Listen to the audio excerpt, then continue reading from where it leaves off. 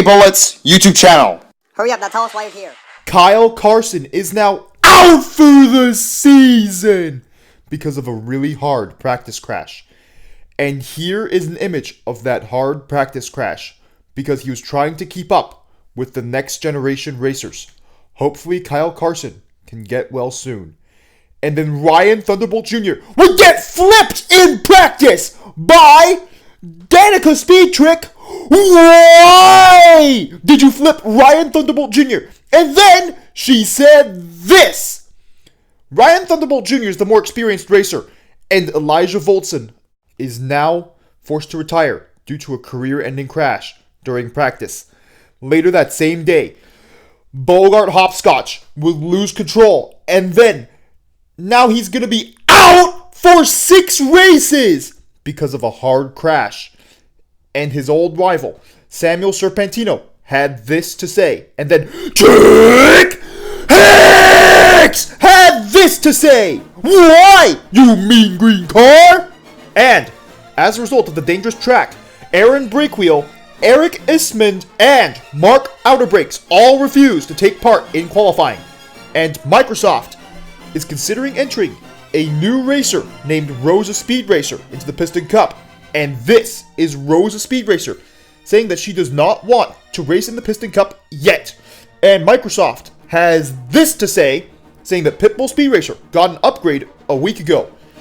And then Rosa Speedracer says that she might race in the Piston Cup in the future. And then Microsoft understands that Rosa Speedracer won't race in the Piston Cup just yet. Now, onto the starting grid where Jackson Storm starts at pole position once again with Ryan inside Lineage, who's outside. Row 2 has H.J. Hollis and Aaron Clocker, 2 more next generation racers.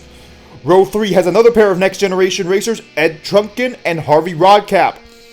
Row 4 has the defending champion Lightning McQueen and Cal Weathers, who's outside. Now on to row 5 where there's another pair of next generation racers, Green Bean Carfine and Tim Treadless. Both haven't been as good, but they're still good. Row 6 has Bobby Swift and Reb Meeker, both being able to keep up with the next generation racers. And Row 7 has Ricky Axel, who's also been able to keep up, and Martin Carrix Jr., who hasn't been able to as well. Row 8 has Ralph Carlo and Brick Yardley, hoping to have better races this race. Moving on to Row 9, where Chip Gearings will be starting alongside Dino Draftski, both hoping to do well this race. Same with the 2 cars in Row 10, Todd Marcus and Bruce Miller, who's having a good season this season.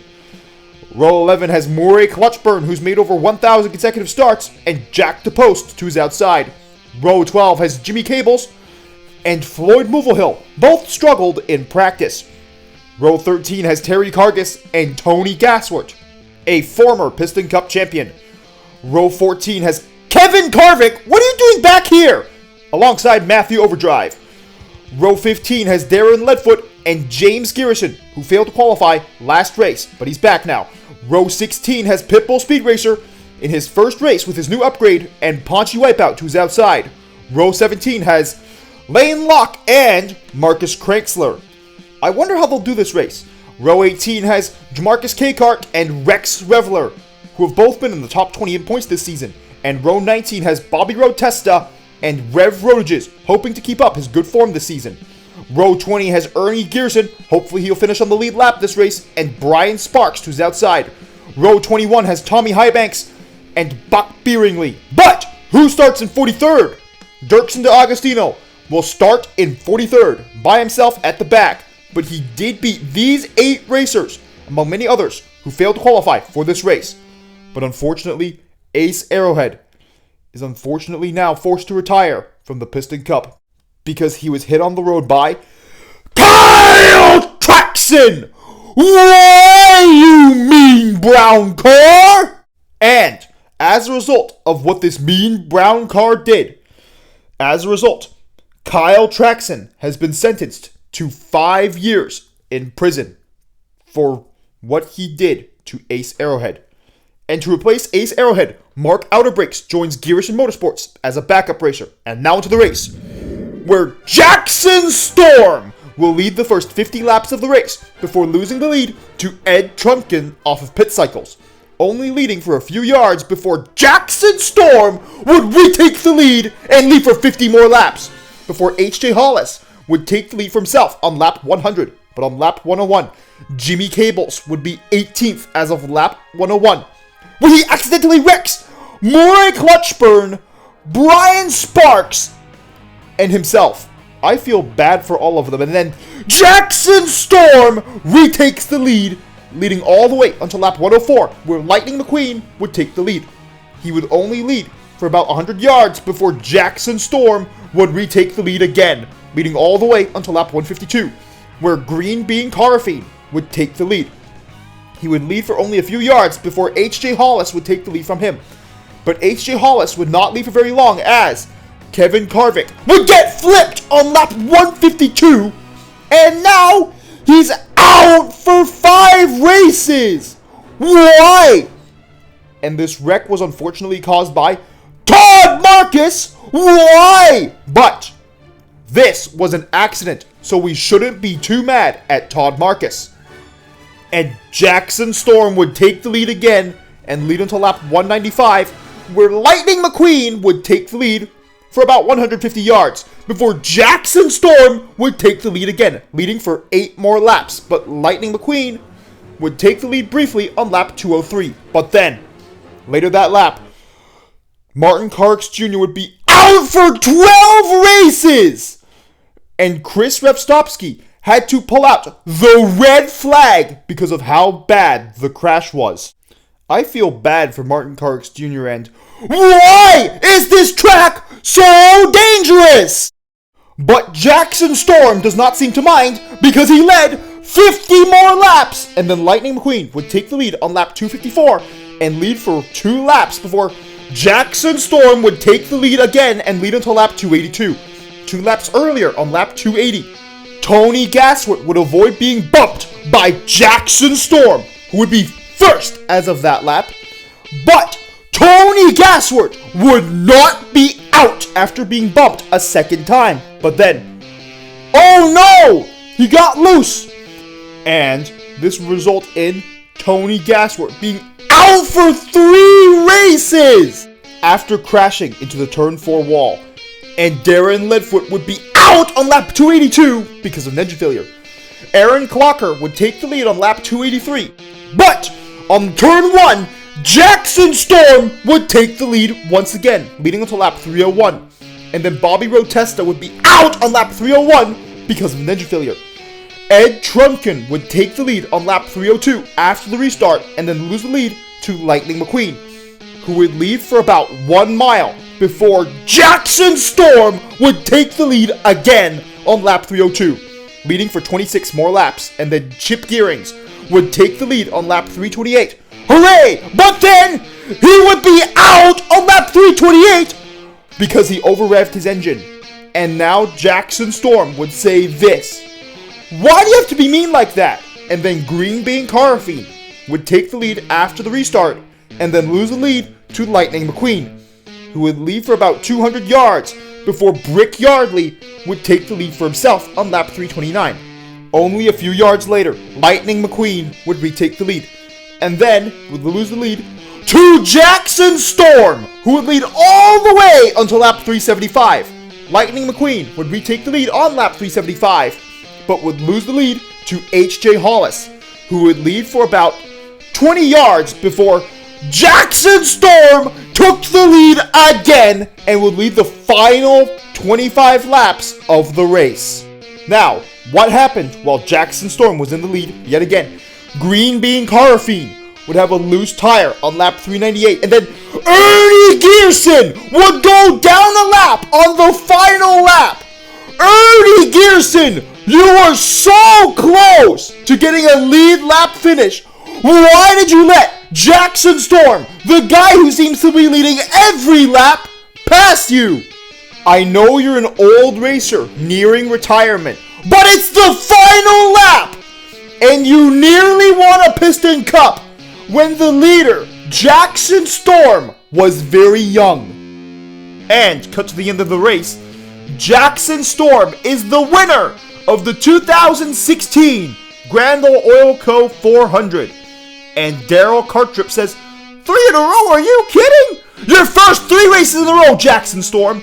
Ed Trunken finishes second this race, Aaron Clocker third, H.J. Hollis fourth, Lightning McQueen fifth, Ryan Inside Laney sixth, Ricky Axel seventh, Reb Meeker eighth, Rev Rodages ninth, and Tim Treadless rounding out the top 10, with Paunchy Wipeout being the last car to finish on the lead lap, finishing 33rd. After the race, Jamie McCarry would retire from the Piston Cup. Same with Samuel Serpentino, bringing an end to his Piston Cup career as well. At the same time, Bogart Hopscotch is also retiring from the Piston Cup. Two old rivals who then became friends, hanging up their light years at the same time. What a way for the both of you to end your Piston Cup careers. Same with Aiden Shifter, also retiring from the Piston Cup. No disrespect intended, but when did you remember Aiden Shifter qualifying for a Piston Cup race? Let's hope that Aiden Shifter is more successful in his next chapter of life. And here are the results for the 2016 Grandol Oil Co. 400. I already mentioned the top 10, where every single one of the next generation racers finished. Actually, not all of them. Bruce Miller was very unlucky to miss out on the top 10. Same with Jack DePost, Tommy Highbanks, and Harvey Rodcap. There was that missing next gen. Ralph Carlo rounds out the top 15, with Brick Yardley just missing out. Oh, and there's the last next gen, Green Bean Carafine, finishing 17th this race, ahead of Bobby Swift, Terry Cargus, and Lane Locke. James Garrison gets 100 points for finishing 21st. His teammate Jamarcus Capehart finishes 2 positions below him, with Floyd Mulvihill and Cal Weathers rounding out the top 25, stopping Dino Draftsky from finishing in the top 25. Marcus Cranksler finishes 27th, Pitbull Speedracer somehow finishes 28th, Dirk D'Agostino 29th, and Rex Reveler rounding out the top 30. Matthew Overdrive, Todd Marcus, who accidentally caused a crash, and Paunchy Wipeout all finish on the lead lap. Ernie Gearson, you were so close to finishing on the lead lap, but then you didn't. And unfortunately, everybody who finished 35th and lower did not finish the race on the track. But how are the point standings now? Lightning McQueen is still in the lead with Cal Weather still in second, Bobby Swift in third. Brick Yardley is now back in fourth after Jimmy Cables finished in 43rd, but he is still ahead of Tim Treadless in sixth. Kevin Carvick and Martin Carricks Jr., despite having a few poor races in a row, are still in the top 10. Harvey Rodcap and Rip Meeker round out the top 10 with Ed Trunken, Aaron Clocker, and James Garrison just missing out. Jack DePost and Ricky Axel round out the top 15. Nearly 200 points ahead of 16th placed Rex Revler. Murray Clutchburn and Ryan Inside Laney are 17th and 18th respectively, followed by Todd Marcus and Jamarcus Capehart, just 1 point ahead of Chip Gearings in 21st.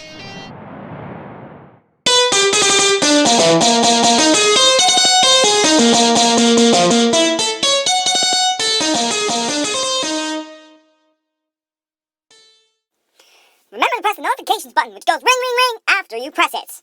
And lightning strikes back, and that's as if you subscribed, of course. And thank you for watching this entire video. Despite what many thought, some next generation racers are a bit slower to the Piston Cup track. Not Jackson Storm though, as he just won his first 3 Piston Cup races in a row. And in 2 of them, he led for most of the laps. At this rate, it only seems like it will be a matter of time before Jackson Storm tries to lead every lap in a Piston Cup race. I hope he doesn't do that, because he will be like, Trick Hicks! And also, don't forget that Jackson Storm is not the nicest racer, as he bumped Tony Gasswort and made fun of Chip Gearings. Oh, and he also thought that Lightning McQueen is going to retire. Someone who's not retiring is me, because I am working on the next video for the 2016 Piston Cup season, which will be covering the 20th race of the season. The video will be coming out soon enough. But unfortunately, Vladimir Putin does not want to retire from this war, because unfortunately, the 2022 Russian invasion of Ukraine is still going on over 3 years later. The Ukrainian people just want to live in peace and have freedom, But this common dream was ruined by the tyrant and bully Vladimir Putin. Even he wants an end to the war, as there is now a 30-day ceasefire. But Vladimir Putin, the tyrant, wants the war to end his way. And the ceasefire is not going to last because the tyrant wants even more power. Didn't you forget that Russia is the biggest country in the world? Currently, Vladimir Putin's tyranny rules around 1/5 of Ukraine's land, including Crimea, the Donbass, and parts of the Kharkiv, Zaporizhia, and Kherson oblasts. And it could be worse.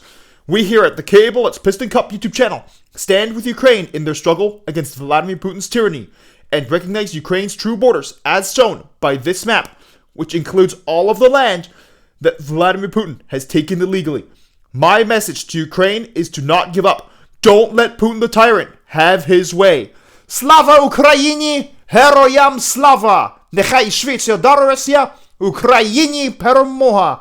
Glory to Ukraine! Glory to the heroes! May Ukraine be granted victory very soon!